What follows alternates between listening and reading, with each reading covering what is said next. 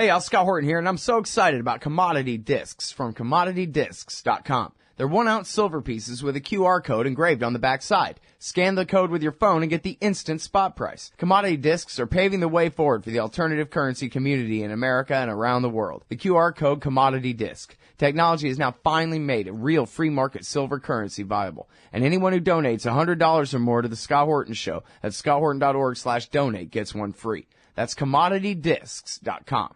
All right, you guys, welcome back to the show. Thanks for hanging around. I promised you John Feffer. I got him on the line here. And, this article is right up my alley here. The worst welfare queens in America are, of course, black single mothers. No, I'm just kidding. It's the military-industrial complex.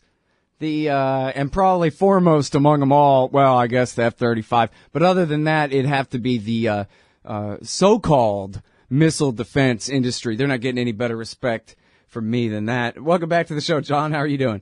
Pretty good. Thanks for having me on again. Very good to have you back on the show. Everybody, John Feffer. He's at Foreign Policy in Focus. I forgot the name of it. The Center for what again? Institute for Policy Studies. That's exactly why I couldn't remember it, because I had the first word of it wrong. Anyway, yes, exactly. So here we go. Reprinted. Most of your stuff is reprinted at antiwar.com, original.antiwar.com/Feffer. And this one is called The Madness of THAAD, THAAD. U.S. push for missile defense in Asia will only lead to more missiles and less defense. Now, that sounds plausible enough to me as a tagline, but please explain, sir. Sure. Well, right now, the United States is basically trying to get Korea, South Korea that is, to sign on to what is called THAAD, or the Terminal High Altitude Area Defense, which is basically just, as you said, missile defense at a high altitude. That distinguishes it from what South Korea already has, which is PAC-2 and 3, which are the Patriot systems, which are basically for not high altitude, but for lower altitude interceptive missiles. South Korea, however, is not enthusiastic about it because China's not enthusiastic about it, and China and South Korea have a pretty strong trade relationship. South Korea doesn't want to piss China off, and China is pissed off. Oh, that's good. I didn't realize, I guess I had kind of glossed over that part of it where the South Koreans are real hesitant to do this. And now, tell me this, we could get to the whole ridiculous missile defense and outer space systems and all of that, but when it comes to the Patriot systems, I know it was a bunch of hype back during the Gulf War, but did they ever get those figured out where they're, more or less effective against whatever the North Korean equivalent of the Scud is, medium range or short range missile like that? Mm-hmm. Well, I mean, there hasn't been an opportunity, at least in Asia, to test that out. So we have really no idea what would happen should North Korea send some of those missiles. Well, like when they test the outer space ones, we know it's a hoax every time. They have to admit it. There's just no denying, right, that they pre-program all the coordinates and all this kind of thing. Mm-hmm. But do you have any indication about the Patriot weather in tests? Do they have to completely rig the tests, or is it proven at all? Do you know? No, I mean, those are, with lower altitude, like, Israel's Iron Dome, they do hit some things, some incoming. It really depends on how many incoming. As you know, there are a number of missiles that did make it through Iron Dome and struck Israel proper. So they're not foolproof, but they do make some hits now and then, definitely. Those are definitely subsonic, though, right? Mm-hmm. Whatever Hamas has are basically just, I don't want to say just bottle rockets, but they're mortars at worst. That's not quite the same thing as a real missile. I guess I don't know actually the difference between ballistic missile speeds or what. Maybe I'm wrong. No, I think we would see less accuracy if we were dealing with something coming out of North Korea. I mean, obviously North Korea has other means of attacking South Korea, namely artillery, which would be closer to what we're talking about in terms of the Hamas's capability. Mm-hmm. And North Korea has tons of that. So, and that would be, given the amount of artillery that North Korea has, that would be tough to defend against. I mean, it has considerably more than what Hamas has. Mm-hmm. And now this may have just been propaganda by these THAAD guys or something, but I saw a headline that says North Korea claims to have miniaturized nuclear weapons. And I was thinking, I'm yet to see any proof that they know how to really split atoms when they try to do a plutonium bomb, much less miniaturize it. What do you think of that? Well, it depends on which propaganda you want to accept, because that's not only propaganda coming out of our military-industrial complex, but it's propaganda coming out of their military-industrial complex. North Korea proudly announced that it has had the miniaturization capability. But then again, North Korea makes all sorts of claims that it hasn't backed up. So it really is, it's your guess as well as mine whether North Korea is able to miniaturize, in other words, to make a warhead out of its nuclear material and put it on the end of a rocket so that it can send it somewhere. It has shown no indication it's able to do that. Yeah, well, their first two tests were fizzles, and then the third one, I guess nobody knew what happened, but I think we could probably assume the worst of that, right? And none of those had anything to do with a miniaturized device. They were just trying to get it to work at all. That's correct. Those would be parallel efforts. So you could they could be able to miniaturize something and put it at the end of a warhead, but it wouldn't necessarily mean that it was nuclear capable. So, I frankly have my doubts as to what North Korea has or doesn't have. I do know that North Korea is heavily invested into getting us to think that it has these capabilities, because after all, what's the point of putting all this money into something that doesn't work? It's supposed to have a deterrent capability. Deterrence is all about perception. We have to perceive that it has this capability, or else deterrence doesn't mean anything at all. Mm-hmm.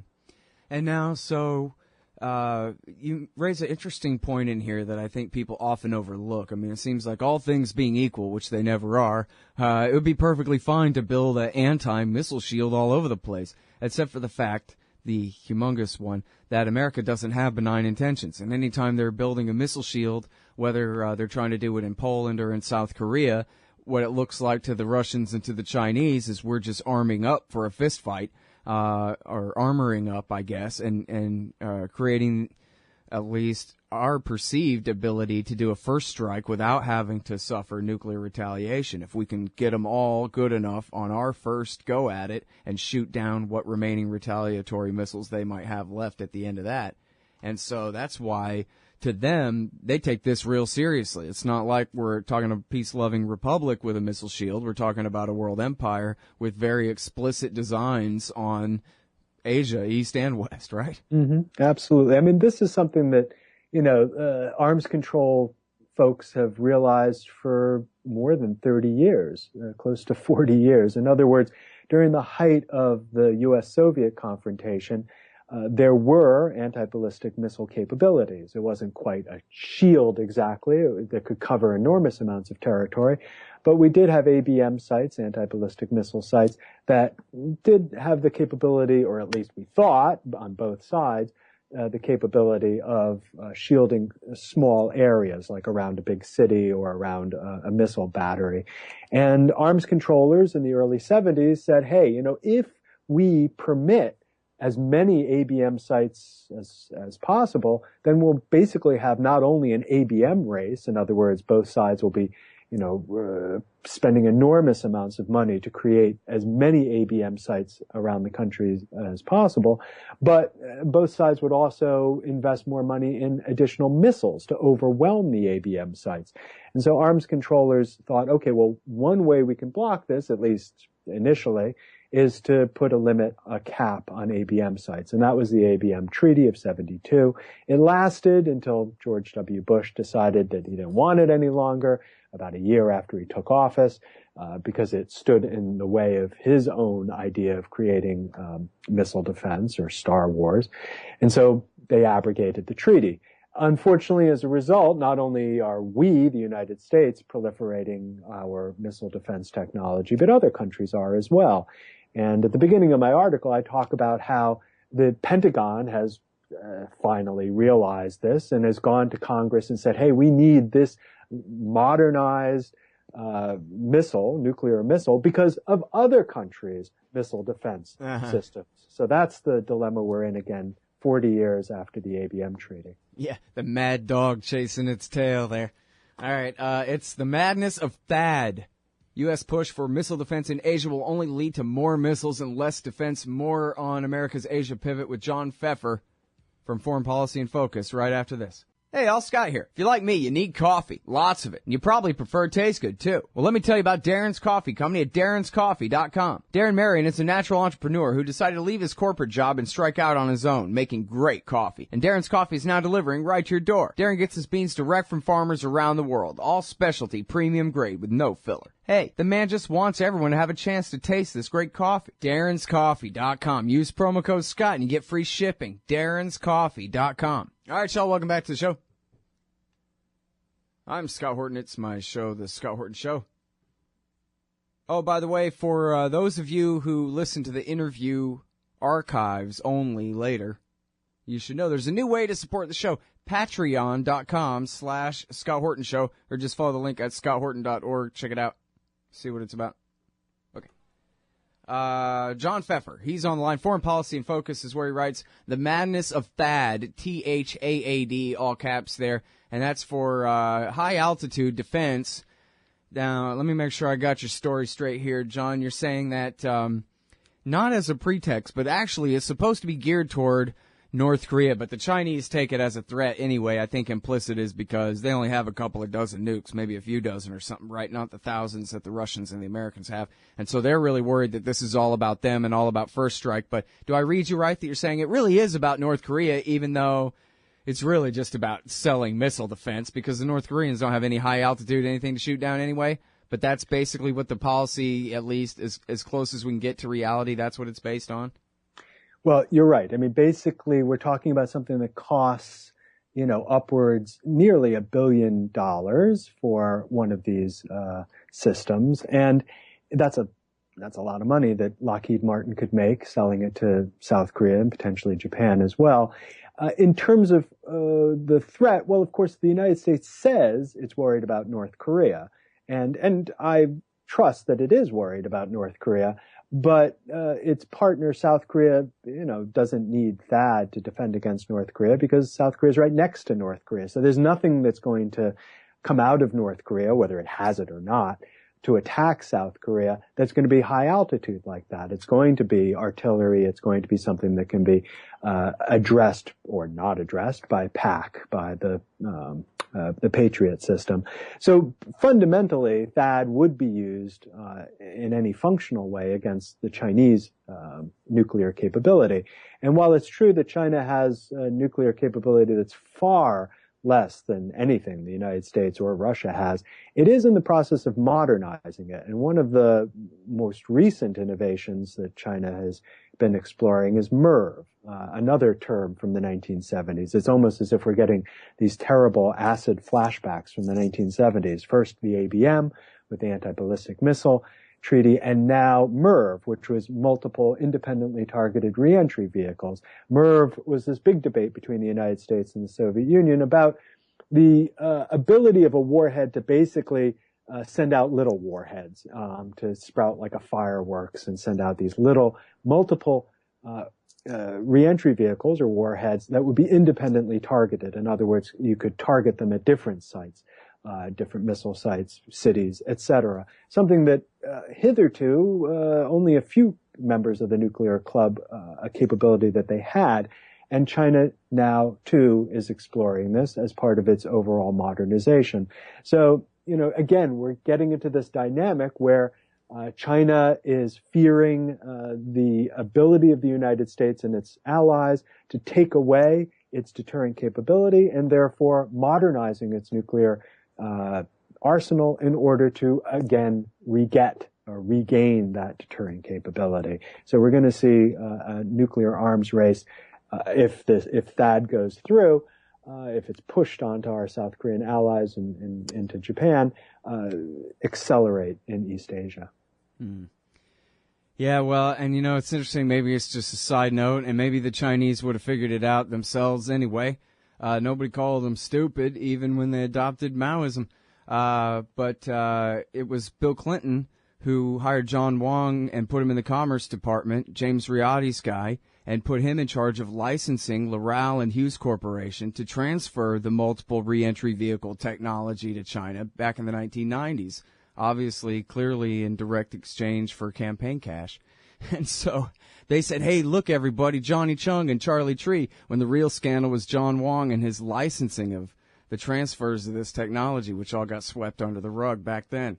Mm-hmm. And we are, with the Obama administration, in a similar kind of licensing frenzy. It may not be in the same exchange for political favors and contributions as we saw with the Clinton administration, but it is in exchange for contracts from the military-industrial complex, which has gained tremendously. You know, the Obama administration has surpassed any other administration in history, including the predecessor, George W. Bush, in terms of arms exports, which is really quite remarkable considering the amount of arms exports that our predecessor administrations were engaged in.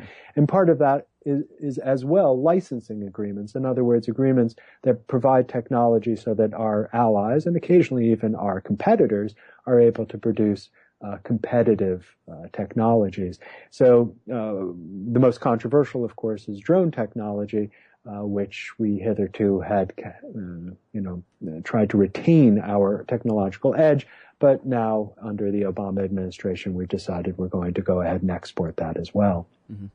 Yeah, it's really amazing the way they can just keep escalating this. The way, well, can you talk to us about when China hit a satellite with a missile, and what they said at the time was, hey, America, stop militarizing space. We're just trying to prove that we can defend ourselves. And the Americans said, oh, my God, China just invented the militarization of space. We're going to have to defend ourselves from them.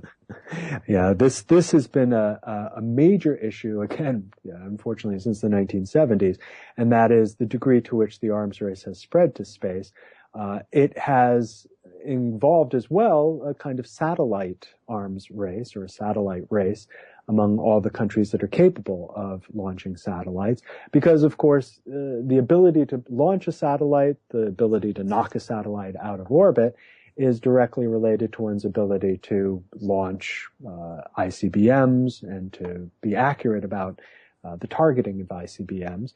So this was China saying, hey, the United States wants to achieve full spectrum dominance, which of course includes outer space, but there are other countries that are interested in either maintaining the demilitarization of space or at least having some capability in space that would be rival to the United States. Hitherto, a number of countries in East Asia had remained outside of this, Japan primarily, but Japan too basically changed its operating system, if you will, to permit its engagement in the militarization of space. South Korea has satellite capability. North Korea, for many years, was kind of essentially hiding its nuclear program under the rubric of trying to get a satellite into space. And it either did or didn't. It did maybe briefly, and the satellite was up there broadcasting the song of Kim Il-sung for a period of time before it fell out of orbit. So this is a major kind of competition in East Asia over the skies above the country. And it's not just about the kind of ability to target ICBMs. It's also, of course, about surveillance capabilities. And that brings us back to THAAD, because one of the things the Chinese government is worried about, not only is THAAD possibly going to degrade China's deterring capability, but there is a surveillance capability that's built into THAAD that could get additional information about what's going on inside China. And China's not all that enthusiastic about that. The United States has retorted that it has other ways of getting that information, but of course, THAAD would be an enhancement of that surveillance capability. Mm-hmm. And now, so you mentioned the military-industrial complex and all the weapons sales and all of this, but when you say, in the article, we should be paying attention to our national interests instead of letting Lockheed Martin determine the security policies, is that the proverbial Lockheed Martin, or that is no, really, they and their lobbyists have dreamed up this crap just to steal our money, and that's really, right where the nexus lies, in their offices in our U.S. Congress? This would be literally Lockheed Martin because it's the producer of THAAD.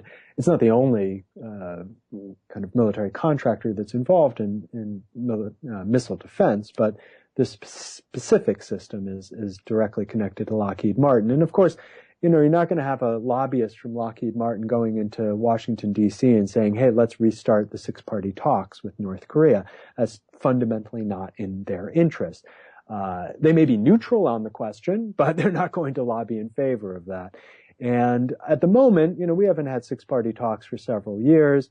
The Chinese are interested in restarting it. Russians are. South Korea, Japan, willing to go along. The United States not put a lot of political capital into that. The Obama administration, for a number of reasons, has basically been focused more on the so-called Pacific pivot, its components being either the sale of military technology to our allies, the construction of new military bases in the region, as well as the Trans-Pacific Partnership, the economic component. The six-party talks has not been part of the Pacific pivot, and certainly Lockheed Martin and its denizens are not in support of such diplomatic efforts. Mm-hmm. Well, as you may know, Medea Benjamin and a bunch of other activists from, I guess, around the world are celebrating International Women's Day or Women's Day this Saturday, I think it is, to just march right across the DMZ, and they convinced the North and the South Korean governments to allow it.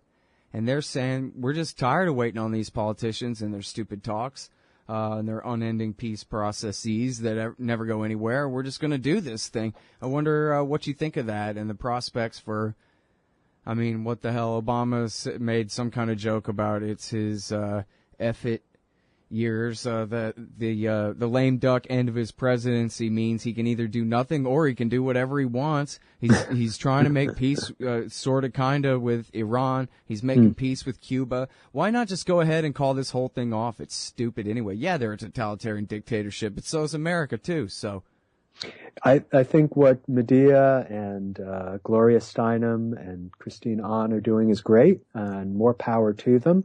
What they'd like is to get a peace treaty signed. So they are frustrated with the efforts of diplomats, but they are trying to get some kind of a peace treaty signed that would effectively replace the armistice that ended the fighting in the Korean War in 1953.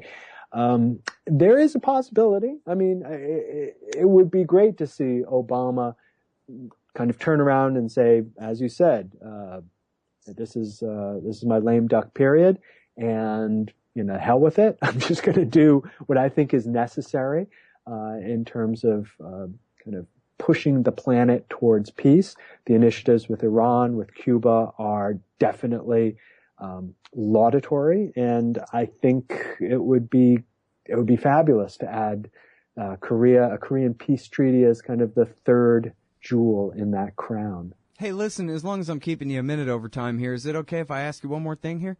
Sure.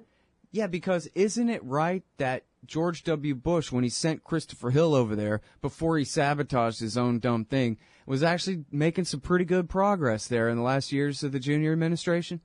That's correct, absolutely. And it was a complete 180-degree turn on the Bush administration's part, since it had come in 2001, vehemently opposed to any kind of diplomatic engagement with North Korea. So yes, by 2006, they'd realized that effort was producing absolutely nothing and that they had to try something new.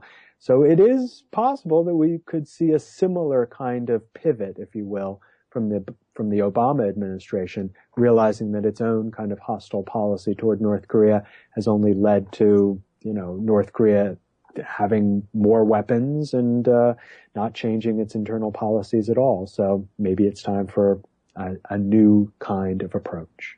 Yeah, it is strange that the Obama guys have decided, let's just never even mention North Korea. Let's just pretend it doesn't exist for 8 years because we've got other problems and whatever. I guess they invoke it as an excuse to sell some missiles here and there. But as far as diplomacy, they just don't even touch it whatsoever, huh?